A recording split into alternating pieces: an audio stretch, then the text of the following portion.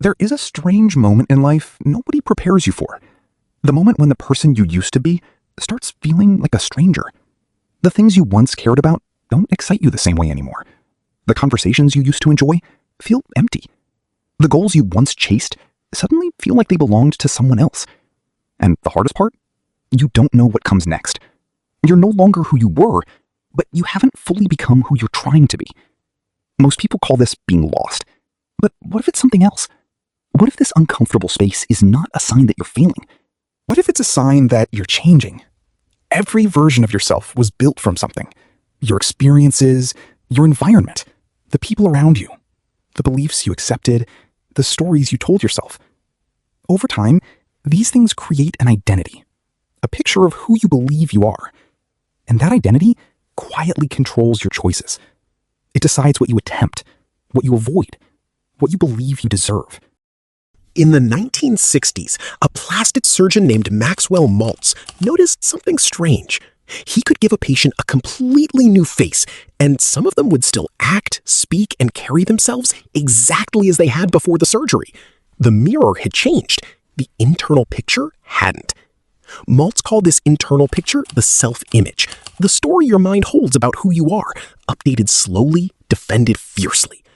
In Psycho-Cybernetics, he argued that you don't rise to the level of your goals. You return to the level of your self-image, again and again, like a thermostat snapping back to its setting.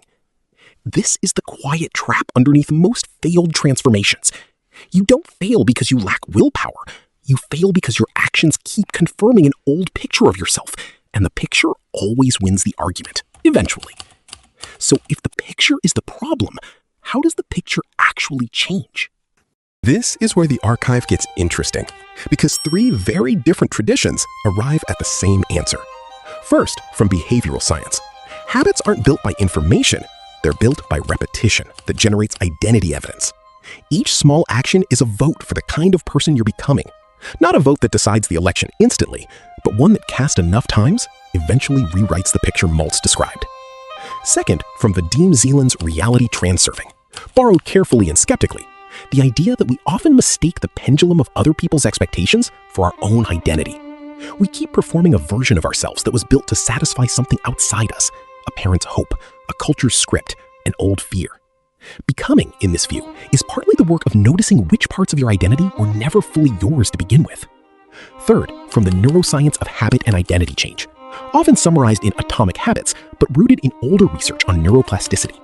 The brain doesn't distinguish sharply between acting like someone and becoming them.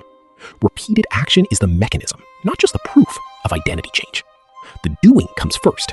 The feeling of certainty comes later, sometimes much later. The three clippings arrows all bend inward, converging on a single word written in the center: becoming. 3 languages, 1 conclusion.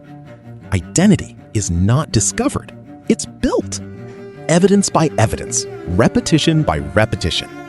Usually while it feels like nothing is happening at all. So return to that feeling we started with.